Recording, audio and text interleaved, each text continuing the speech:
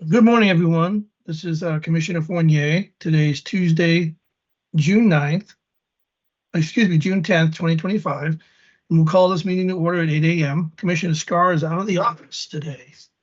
As a reminder, our call-in number is 1-971-254-3149, conference ID 866-914-607 #. Before we get started, I'd like to remind everyone to mute their phone. You can do this by pressing *6. Please unmute yourself when called to speak, again pressing *6. It is very important for all others to remain muted. Thank you.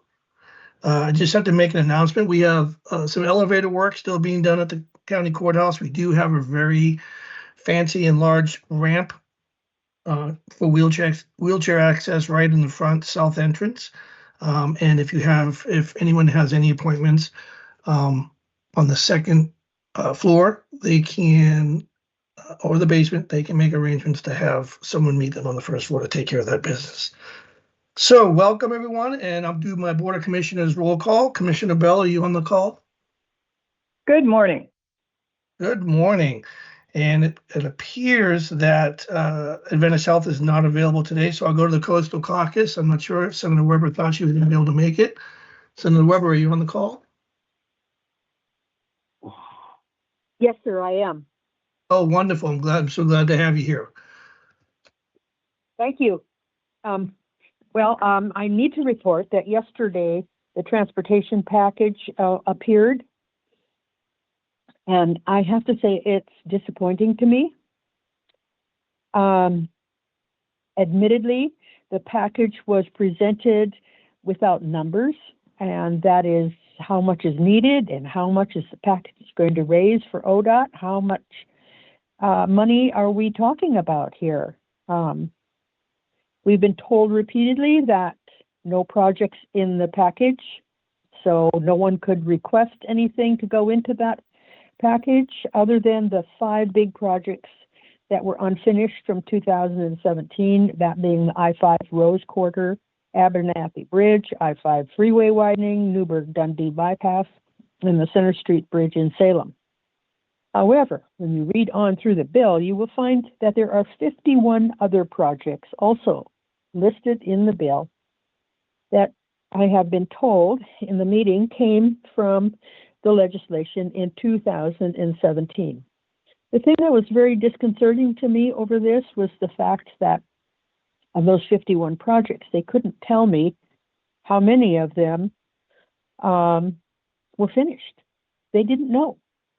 So a lobbyist stopped me in the hallway and he said, Suzanne, I read that package.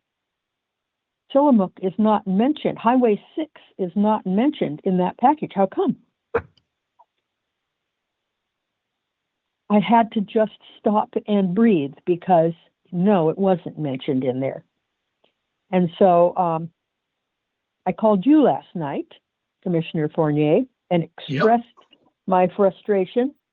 And I know that you will be attending the ACT meeting on Thursday and representing Tillamook County. And I sure would appreciate it if you would figure out if any of those projects are on the horizon for our region, if they are planned, if they are engineered, if they are going to go forward, if the money comes. It was amazing because with each of the regions, there was an allocated amount of money. But is that, one thing they couldn't tell me, is that in today's pricing or is that in 2017 pricing? And so it's kind of a conundrum as to what's going to happen. And I sure would appreciate if you would highlight that at your meeting. One of the other things that I find very interesting in this package is that there is a plan beginning, I think is it this calendar year or next calendar year, July 31st, each county that has fewer than 200,000 registered vehicles is going to get $5 million to work on their road projects. Is this something that happens on a regular basis? I was taken aback because no one could explain to me if it was an ongoing project, where the money was coming from. Is that from gas tax? Is that, where is it coming from? And so that has been my frustration, as you can probably tell from my voice. And I would appreciate it, Commissioner, if you would speak with the ACT about that, because I can't be there on Thursday. So we are having hearings. All right. We had our initial hearing last night from 5 to 6:30. Tonight we are scheduled for 5 to 7. And Wednesday we are scheduled at 4 o'clock, 4 to 6. And Thursday we are also scheduled from 4 to 6. If anyone wants to listen in to see what people are having to say, seeing as how we can't get any kind of money statements until Thursday, you can go to OLIS and go to the Joint Transportation Committee, and you can tune in on your computers and see exactly what's happening. It should be interesting. But I just can't tell you the frustration.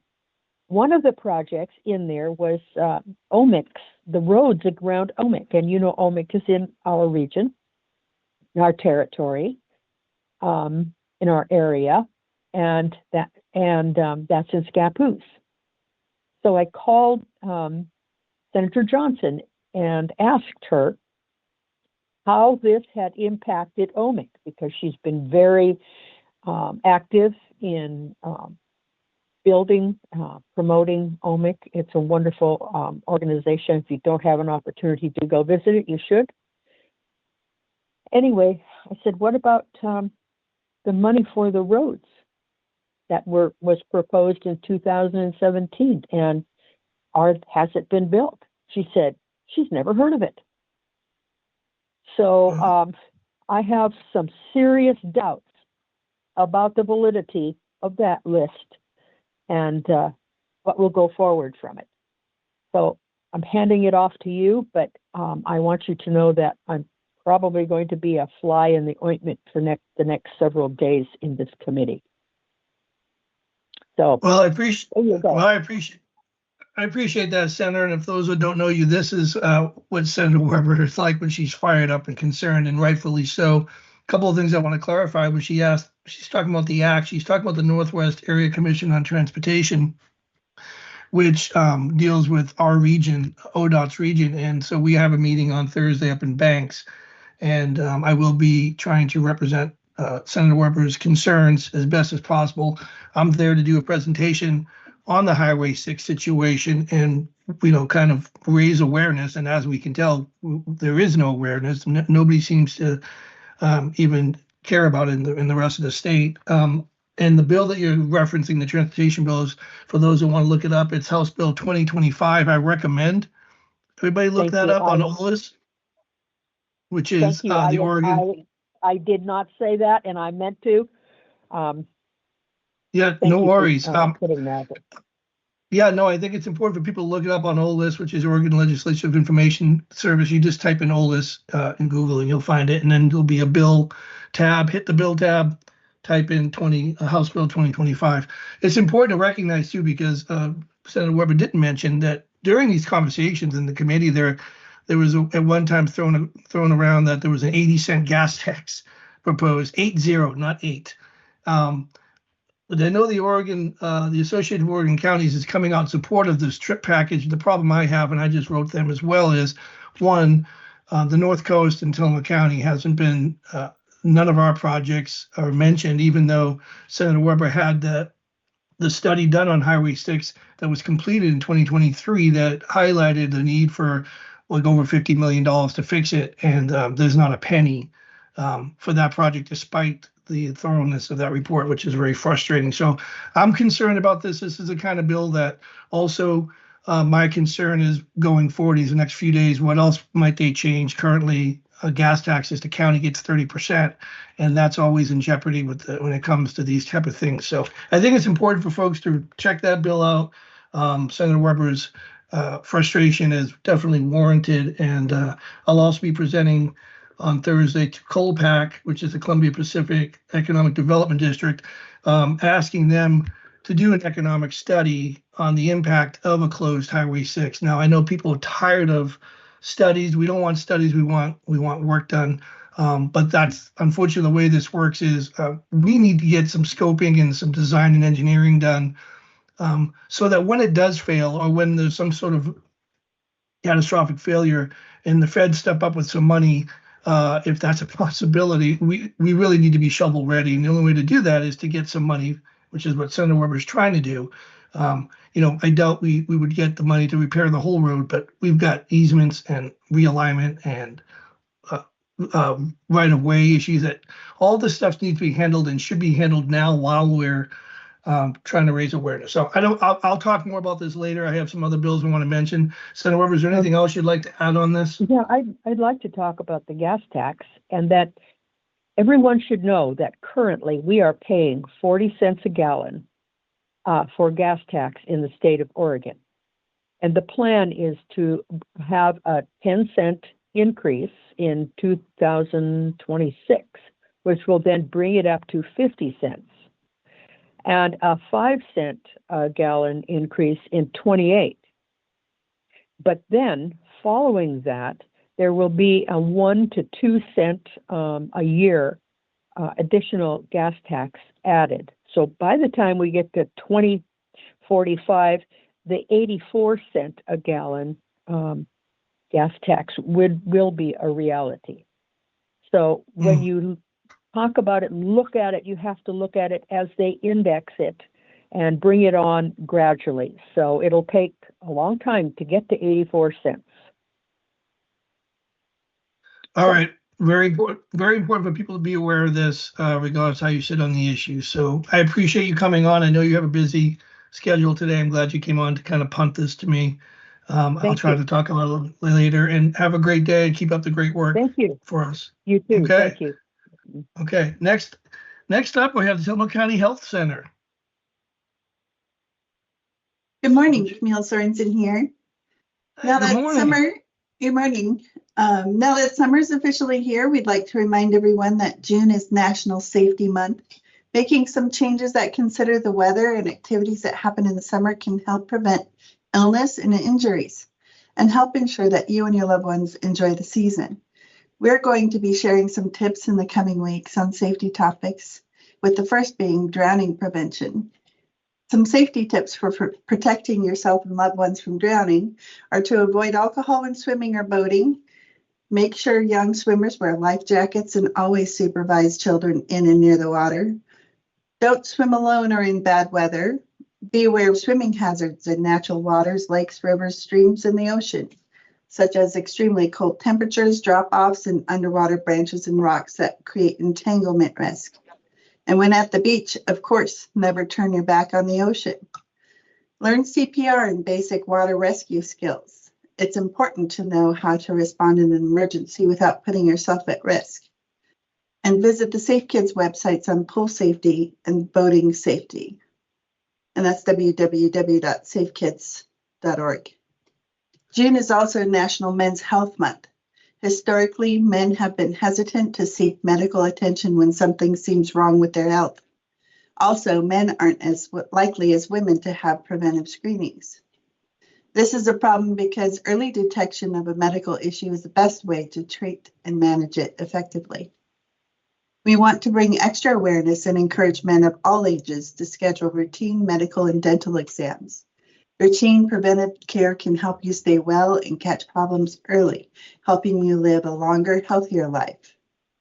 Males older than 50 should have a yearly physical exam, and those younger than 50 should have a physical exam every 3 to 5 years. Even if you're feeling healthy, a regular checkup with your healthcare team is an excellent way to validate your health or identify a problem in early stages. Important screenings for men's health, including cardiovascular, diabetes, stroke prevention, lung cancer, colon cancer, prostate cancer, hepatitis C, HIV, and sexual health screenings. Vaccines also are essential to prevent infectious diseases. Vaccinations for men are administered at different intervals throughout adulthood. Another thing to think about is men's physical health, fitness, annual checkups, and heart health is important, but so is their mental well-being. Just as the body needs care and attention, so does emotional and mental well-being. Yet there's a silent crisis in men's mental health, one that too often goes unnoticed or unspoken. Tragically, men are nearly 4 times more likely to die by suicide than women, underscoring the urgent need to break this silence and seek support. Small steps can lead to significant changes that we all can lead together. Let's build a culture where men feel safe speaking up and reaching out. And as a community, we can break the stigma, support one another, and ensure no one struggles in silence. Throughout this month, we will be sharing some information and resources on our Facebook page too about men's physical and mental health. We also want to invite everyone to join us this Friday at Meg's Beechwood Bar and Grill in Pacific City from 7 to 9 p.m. for another round of trivia. Show off your sexual health knowledge, win prizes, enjoy food, and leave with information on the prevention, testing, and treatment of STIs. No RSVP is required, and there are free appetizers while supplies last. Just show up, have fun, and join us. And finally, we want to remind everyone that next week, Tillamook County Community Health Center offices and clinics will be closed on Thursday, June 19th, in honor of Juneteenth, a holiday that marks the effective end of slavery in the United States and is a day to reflect on the past, look forward to the future, and celebrate our freedom and hope. That is all we have. Thank you very much, Camille. That was a lot of information and a lot of important timely reminders for beach and water safety. Appreciate that. And I do appreciate mentioning the men's mental health concerns and the unfortunate suicide rate coming from a law enforcement background. It's even higher for men in that field. So I appreciate you bringing that awareness to everybody. Thank you. Moving on to Nehalem Bay Health Center and Pharmacy. Good morning. Yes. Good morning, Gail Nelson here. A couple of announcements from the Nehalem Bay Health Center and Pharmacy in Wheeler. First of all, the Nehalem Bay Health Center and the Tillamook County Library will be hosting a movie night this Friday, June 13th, in Goodspeed Park, featuring Ratatouille in Spanish with English subtitles. There will also be a bilingual resource fair with arts and crafts and refreshments for all attendees. All are welcome to attend. The resource fair starts at 6:30, and the movie will start at 9 o'clock. And next, a new facility update. For this week, Hospital Road will be closed Friday, June 13th, and there will be a detour clearly marked up Hall Street. There will also be some concrete pours this week on the site and additional sidewalks. And also what's already occurred is, as of last week, the elevator installation is complete. The automatic sliding entrance door, that's the main entrance, it has been completed. And the public sidewalks poured and finished. And that's it for me this morning, unless there are any questions. Thank you, Gail. I was wondering, and you probably said this many times, but what is the completion date for the construction? When are we looking at for that? Yes, substantial completion date is September 8th. And then we'll be busy getting some furnishings and equipment in the building. And we're looking at a grand opening probably the first week of October. And we're looking at a Saturday for that. Oh, fantastic. I look forward to that. Thank you so much for your report. You're welcome. Thank you. Okay. And next up on the call, Tillamook Family Counseling Center. Good morning. Good morning, Commissioners. Frank Hanna Williams, Director, Tillamook Family Counseling Center, Behavioral Health Services for Tillamook County residents. If you have questions, looking for information about appointments and services, please give us a call, 842-8201 or at 1-800-962-2851. I'd like to mention an event coming up in June, a little later this month. It is Tillamook Family Counseling Center invites the community to a free movie night at the Coliseum Theater. It is Friday, June 27th, with showings at 4 and at 7. And it is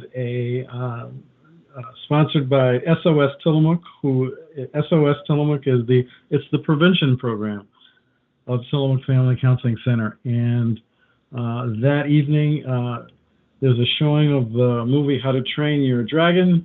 And also there will be some tabling and presentation and information regarding prevention resources in the community.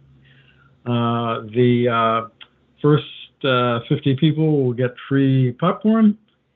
And there are some, as I said, some other information about safer homes and kits available in the lobby and other information. And again, a free movie night at Tillamook Coliseum Theater, Friday, June 27th. That would be my update for today. And if you have any questions, I'd be more than happy to answer. Okay, great. Thank you, Frank. Sounds like there's a lot of movies coming up for people. Sounds like a lot of fun for folks. Thank you for that report. Next up, emergency management, Randy or Ann. I don't know who we have on today. Yep, it's me again, and back to talk about what we're doing. I wanted to let everyone know that this week we are participating in the Whale Run on Saturday. This is a joint full-scale exercise involving Tillamook Emergency Management, our state partner, the Department of Human Services Mass Care Response Team, Port of Tillamook Bay, and the Oregon Disaster Airlift Response Team, and the Tillamook Auxiliary Communications Group. This will center around collaborations with ODART. It's a group of volunteer pilots that fly out to supplies to communities around Oregon during emergencies. And during this whale run, we will test that process, and supplies will be flown in to our airport by a member of their team and be distributed by the MCRT. This is an exciting opportunity to test our communications and coordination and kind of see if this new partnership will help our county deal with emergencies. And so it's really exciting. I also want to talk about our energy resilience plan that Tillamook County is developing and our upcoming event on June 18th, that's next Wednesday, at the Tillamook Creamery, where we'd like to get your input, everyone in the community. This energy resilience plan will help us identify our most vulnerable areas, determine where we need backup power systems, and create strategies to keep essential services running during emergencies. The energy resilience plan will give us a roadmap for improvements we can make over the coming years, like identifying locations for community charging stations during power outages, upgrading infrastructure, or establishing emergency resource centers throughout the county. But this plan is only as good as the community input we receive. So we want to hear more about how people around the community experience power outages, your ideas for solutions, and your thoughts on what our community needs most. So our public workshop will allow us to hear your input and learn more, and let you learn more about our planning process. It is again next Wednesday, June 18th at the Tillamook Creamery from 3 p.m. to 6 p.m. We love for any county residents, businesses, or organizations to come join us and let us know what you think about how we can be more energy resilient. And we'll have free ice cream. So if nothing else, come for that. Thank you. Well, thank you. Yeah, free ice cream is always good. I had a question. I'm not sure if you can answer it, and you may have said it. Of course. Do we have a list? Is there currently a list of recharging stations, in case of power outages, whether it's a fire department, someplace that has a generator that's welcoming people to come in and recharge their devices? Is that something that exists right now? Not currently in written form. We do have more of an internal list of what's it called? Things like cold weather shelters and stuff like that we can roll out. But not like an ongoing list online you could just look at. Well, thank you so much for that report. Mm-hmm. And have a great day. Thank you. Have a great day. Next up, Next up, we'll bring Commissioner Bell. Good morning. Hey, good morning. Well, speaking of emergency management, I have a couple things on that. Last week, I was able to attend a Tsunami 101 workshop in North County, and it was just outstanding. There were representatives there from DOGAMI, which is the Oregon Department of Geology and Mineral Industries, and they are responsible for doing a lot of the tsunami evacuation maps and beat the wave maps, etc. And so they're always up to date with the latest science information about marine science and earthquake science, tsunami science. So that was very useful. The room was packed with people from North County, and for some folks it was reviewed information, but there are a lot of new folks to the community since the last time we did that presentation. So it was terrific. And there was also people there. There were also people there. Anne was there from representing Tillamook County Emergency Management, as was Randy. The sheriff was there. That was great to see him. And the National Weather Service, they came out from Portland. So it was really very well done and super informative. I was grateful. And this week we have a site visit. This is super exciting to me. This might be well, maybe it's not the first time for this, but it's an unusual event. There are some leaders from Oregon, the director and the deputy director of the Department of Human Services are coming for a site visit to a couple different places in Tillamook County on the coast, and also a representative from the governor's office who's in the Office of Resilience. And they're going to visit a couple different places on the coast here in Tillamook County and then also in Clatsop County, looking at places where they have situated where their sites for emergency caches. And so I think they'll be in Oceanside and Cape Mears, and then they'll go up to Seaside and check out the emergency cache sites and learn about the program and learn about the needs of the community. And so it's just really, I'm really grateful for the partnership between the state and our local preparedness efforts. The state and Randy Thorpe, our emergency manager, has really done an outstanding job of building relationships with state agencies and folks from the state, because they're just very interested in what's going on here in Tillamook, and a lot of that has to do with Randy reaching out. And so I think that's amazing that they're coming here. We'll all be talking about what we have and what we need and what our vision is for growing the program. And so I'm thrilled about that. That's later this week. I wanted to mention that tonight is the Tillamook County Fair board meeting, regular monthly board meeting. And the reason I want to mention it is because the softball fields are on the agenda.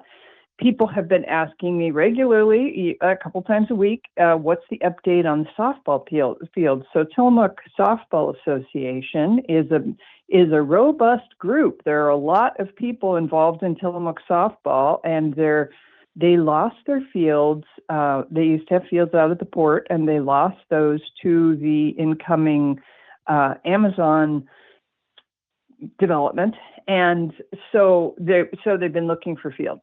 So the Softball Association, last week, the Board of Commissioners signed a contract between the Tillamook County Fair and Tillamook Softball Association, and maybe also, if I'm remembering correctly, the YMCA, because the YMCA is also supporting this effort. So we have a multi-group partnership working to develop softball fields at the fairgrounds. And the idea is that they would be in what is the grassy parking lot during the fair itself, what is the grassy parking lot between the fairgrounds and the college. And I think there's room for a couple of fields, and that's all very exciting. So they're going to be talking about that tonight at the fair board meeting.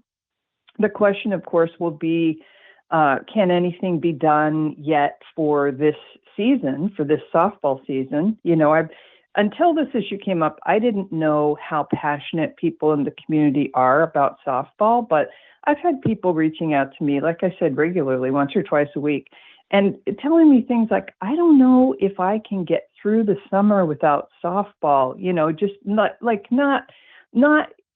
just in a genuine, like, it's so important to me kind of way. And so it's pulled at my heartstrings, and, it's a function of community health, our physical health, our social, emotional health. So it's super important, and I want people to know that it's moving forward, and hopefully something will be possible for this year, but, probably not a full season. But I'm thinking, like, this is me. I always think, this is classic me. I always think, how hard can it be? That's what I always think about most things. How hard can it be? So I'm thinking, how hard can it be to, at least rough out some softball fields, even if they're not fancy, like, just make them usable for this year for a while. So I hope that's possible. And they'll be talking about that tonight. I also wanted to mention, because we've talked about this before, about the signature challenges for the election. So this is every year, every election season, when people vote, you sign the envelope that your ballot goes in, and the clerk's office checks the signatures to make sure that the signature on the envelope matches your signature of record. And for young people, that would be the signature they used to sign at DMV when they got their license or their permit. So our signatures change over time, and if the signatures don't match, then it kicks your ballot into a signature challenge. And the reason for that is to prevent voter fraud. So somebody else is not voting for you and signing your envelope. And also, it also happens if people just forgot to sign their envelope. So if there's no signature, or if the signature does not match the signature that they have on record for you, they're actually literally matching the signatures on the envelope to the signature of record. So it's happened to me. It's happened to my son. My signature changed. His signature changed as he matured. And so when it happens, then they send a letter and ask you to come into the clerk's office and cure, in quotes, that's the verb, cure your signature. So that happened in this election. It happens in every election, but people aren't aware of it until it happens to them, right? So, but there's been a lot of talk on social media from both parties about being worried that their party is being targeted by signature challenges. So I just want to tell the community that the signature challenges are a normal function of election integrity. They're normal. It happens every election, and it happens to anybody whose signature doesn't match. And so today is the deadline to come in and cure your signature. So if you received one of those letters, please come into the clerk's office today by 4 o'clock. Today is the deadline, and fix your signature, or you'll just be establishing a new signature of record, or sign your envelope, whatever it is, and so that your vote can be counted, because people went to the trouble to vote. We want your votes to be counted. We want everybody's votes to be counted. And if there's a problem with your signature in this election, there will also be in future elections. So it's just really important. And I implore you, if you received one of those letters and you haven't fixed your signature yet, please do it today before 4 o'clock. And the last thing I want to talk about is the library. The library has some awesome things going on this summer. The summer reading challenge is on, and it's just really great. You can go to the library and learn about it, or you can look them up online, tillabooks.org, or you can go to the library's Facebook page. There's all kinds of information. The summer reading program is for little kids, medium kids. There's a whole program for adults. It's really fun. It's set up like a game, there's a game board, and you check off all the things you accomplished, and there are prizes, and it's just really fun. And also, the library has scheduled some really great events for this summer, including something new that I don't know what it is, but it involves goats. So there's going to be visits from baby goats a couple times this month, the 21st, I think, and a few days later. So please, baby goat visits at the library sounds like so much fun to me. And I think I can't go to either one. One's going to be in Tillamook and one's going to be at the Garibaldi branch. And I checked my calendar and I'm sorry for myself that I can't go to either event because they sound like so much fun. So, you know, people of all ages would enjoy this. So check out what's going on at the library this summer. And I think with that, I will close. Thank you. All right, thank you very much. Yeah, the goats, we talked about that in our meeting. Looking forward to that. I'll just have a couple of things I want to talk about today to kind of riff off of Senator Weber. A couple of House bills. Again, I can't stress enough. One of the things, being a new commissioner, one of the things that I've realized, and I get stares when I go to commissioner college, county college, when I say this, but one of the things I've learned in the 6 months as being a commissioner is just how active the state is at having unfunded mandates and having us do things and not funding it. And it's almost like it's a full-time job to pay attention and to fight back and to provide testimony. And you don't think it matters, but I think it really does help push the needle. And I'll give you an example of that. House Bill 3962 is Representative Javidi's TLT legislation, which has had several amendments. It's the fact that it survived this long is a tribute to the amount of people that have actively either provided testimony in support or opposed. And I'm fine with either. I think people need to vote with their conscience and what they want to do. The idea behind this was originally to change the definition of what we can spend, what the counties or the cities can spend the currently restricted funds, which are currently restricted to tourism promotion and facilities, tourism facilities. And of course, the bill has worked so well over the years that we have plenty of tourists. What we need now is to deal with the mitigation of some of the impacts. And that's what this bill set out to do. In the course of its running through committees, there's been several amendments. The latest amendment I want to mention is the 11th Amendment, and it was introduced last week by Representative Marsh on the committee. And I was watching. I was there in person the second day. There was a 2-day. There was an informational session, and then there was a workshop the second day. I watched the informational session, and for the first time saw the Oregon Lodging Association's, Oregon Restaurant Lodging Association's lobbyists finally admit that, specifically said that counties and cities that are true 70-30 counties, which is Tillamook County, 70% tourism, 30% unrestricted funds, that those counties truly do have a problem. And this was the first time they've admitted it, and it's on the record. And I was really happy to hear that, but it took a long time to get to that point where they're at least recognizing that counties such as Tillamook need an adjustment. And it was actually him that suggested that the conversation is not about changing the definition, but perhaps changing the percentage, which is mind-boggling because we've been fighting for this for decades.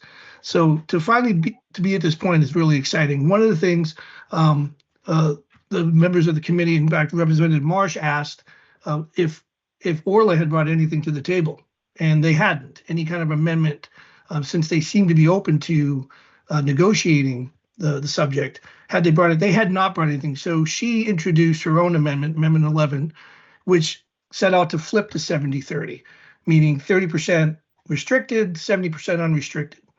And the point of that was not that. May I interject? Yes. It's Suzanne. May I interject? I want Sure. you to know that as of yesterday, there were 2 more amendments that have been proposed. One with a sunset for the proposal, and one for no sunset. But both of them using the 60-40 allocation rather than the 50-50 or the 70-30. And so there are 2 new amendments that you might want to look at.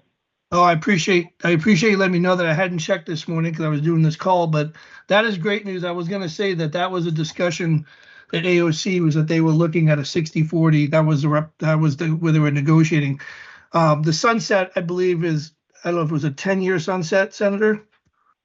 Yes, it was a 10-year sunset, and the Okay. 60-40 was my proposal. That Fantastic. was written, submitted by Javity's office. Yes. Okay, fantastic. Well, that's good to know. Again, folks, this is why it's important to get on Orlis and check out the amendments get added. You can check out each amendment and see how they have progressed. So that's fantastic news. I don't know if there'll be future public hearings on that or not, but you can watch that. So I appreciate that update. That's exciting news for Tillamook County, especially.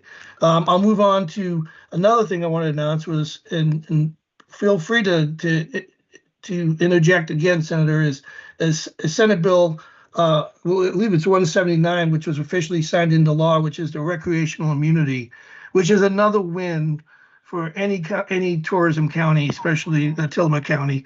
And I had somebody come by the office yesterday. I wasn't in the office. Deborah told me that they came by. It was a nice older gentleman who lives up Trask who had some concerns. He read the article about recreational immunity, and he was afraid now that it would mean that now anybody could go onto his property at will and fish and camp and do all kinds of things because of that bill. And I just want to clarify here real quickly that the recreational immunity, what it does is it already existed and then it was challenged. So the legislature came up with a temporary fix. And now this is a permanent fix. And what it does essentially, and it just redefined what recreation is, but it means that anybody that has, say, a path across their property to the beach, and someone trips and falls on that path, they can't be sued. The homeowner, the property owner, has some protection for allowing the public access. On a bigger scale, the reason why this is so important to put it in perspective is we have Stimson and Hampton that own tens of thousands of acres of land in Tillamook County that they currently allow folks to recreate and hunt on. And without this kind of legislation, that would have stopped. And that's how important this is. Hiking trails, we saw this. We had to close some of our hiking trails when the recreation immunity was first challenged. But having this signed into law is such an important piece of legislation. I just want to thank Senator Weber for her work on that, and the fact that this is the kind of thing, again, where something happening at a state level affects us dramatically, economically, and just our quality of life down here. I could not imagine losing the recreational immunity, so I'm so happy that that's been signed into law. And that's all I'm going to mention on the House Bill. Senator Weber already spoke about House Bill 2025. And I am going to two meetings this week on Thursday, and but that's all I have to say. So I'm gonna move along in the agenda here, and we're gonna move on to the cities now. And I'm sorry if my rant went on a little long. Manzanita, who do we have from Manzanita this morning? Good morning. This is Mayor Catherine Stock from Manzanita. Hello, everyone. Good morning. My update will be good morning. My update will be pretty brief. We're on the countdown to 4th of July, like all of us, and the parade folks are still working hard to get floats registered. So anybody who is interested in joining the parade, we just ask them to register, and we're looking forward to seeing everyone the 4th of July. Lastly, we had a planning commission meeting last night that lasted for several hours. And during a significant portion of that meeting, our planning commission, after months of work, of very hard and dedicated work, approved a series of changes that will change our housing ordinances. And this is mostly to accommodate and be part of the middle housing amendments that are required of us at this point, but also to do work on our code in general, as it hadn't had a significant update for probably about 30 years. So it was a big lift, and the commission was quite dedicated to it. That's been handed off now to the city council. Council will meet this Wednesday in a workshop. We will talk about next steps for moving that forward. And I think a significant part of our conversation is going to be public input. As many of you know, there are legal requirements that, of course, were met in terms of notifying property owners that the city was looking at changes. But the notice that goes out, the legal notice, which is a good one because it gets people's attention, didn't really get into the details at all. And as we know, it's challenging to reach out to the public and get everybody as engaged as we would like to understand what those changes are and what they will mean. The council will be looking at a recommendation that includes requirements that are law that we have to have in place, but there are also some additional changes and requests for change from the Planning Commission, and our City Council will look at that very seriously as well. So we'll be working on that this week and probably more meetings to come, but it's good to be making progress on something that's so significant for the community. And that's it for Manzanita. Well, thank you so much, Mary. Appreciate that report. Let's move on to Nehalem. Anybody here from Nehalem? Hearing none, we'll move on to Wheeler. Okay, hearing none. Rockaway Beach. Good morning, Charles McNeely from Rockaway Beach. Good morning, Mayor. Our June Council workshop is tomorrow, Wednesday, June 11th at 4:30 p.m. in the second floor conference room at City Hall, followed at 6 p.m. by the Council's regular meeting downstairs in the Council room. We offer in-person and virtual options to attend.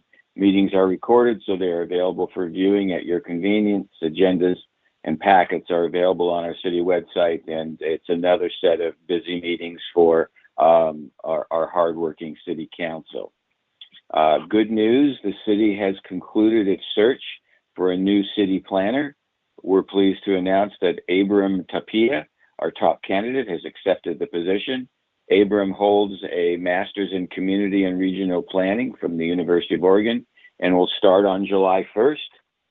More good news, he's already secured housing. We know that can be a challenge and is eager to get started. We've got a lot going on, so he'll need to hit the ground running.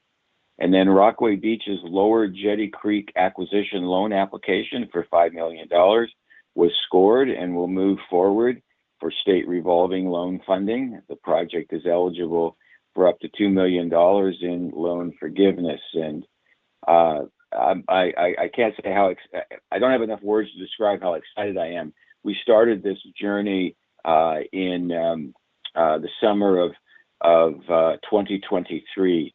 And here we are just coming up on 2 years and have a letter of intent in place with Nuveen to acquire the lower half. We've got a source water protection plan submitted to DEQ and the Oregon Health Department. We're going to spin up an advisory committee for putting together a forest stewardship plan. We'll do a yellow book appraisal. So it's moving along much faster than I had ever hoped or dreamed. So pretty excited for our community that we could, by the end of next year, own and manage the lower half of the Jetty Creek. And with that in place, we'll begin serious discussions with Stimson, who owns the upper half. That's it for me this morning. Back to you, Commissioner. Well, that's great news about securing the watershed for that water supply. That's I'm happy for the city, and I'm happy for you. Thank you. Moving on, City of Garibaldi. No one's there. Bay City. I know I have someone from Bay City. Good morning, Commissioner. This is Mayor Leanne Welch. Good morning, Leanne. So this evening, we have a City Council meeting at 6 p.m. And at that meeting, we are having our second public hearing on Ordinance 715, which is to modify our development code to address middle housing. Similar to the City of Manzanita, the City of Bay City has had months-long discussions on middle housing. And again, as a requirement for Senate Bill 406. So that's tonight. We'll also be considering a notice of intent to award a contract to CB Construction for the construction manager general contractor for our seismic upgrade to Station 41, our fire station. We received a $2.5 million grant from the Oregon State Fire Marshal and Business Oregon. So I'd really like to thank those organizations for their support of upgrading our fire department to be a safe place for our firefighters. We also have a Tillamook County TLT grant to upgrade our bathrooms at our city park. And so again, just really want to thank the TLT program and committee for that opportunity. And there's opportunities for citizens of Bay City to get engaged. We have openings on our Transient Lodging Tax Committee, Bay City Emergency Volunteers, and Planning Commission. If you're interested in becoming more engaged as a citizen, please contact City Hall. And that's my report for today. Thank you very much, Mayor. Appreciate that report. Before calling him out, the next city is Tillamook. Before that, I just wanted to mention to Commissioner Bell that she urged me to go to that tsunami meeting in Tillamook. I was unable to attend the one in Manzanita, which was packed. I did show up at the one in Tillamook, and unfortunately, I think it's because they don't have a Tillamook version of Linda Kowalski to round up the troops.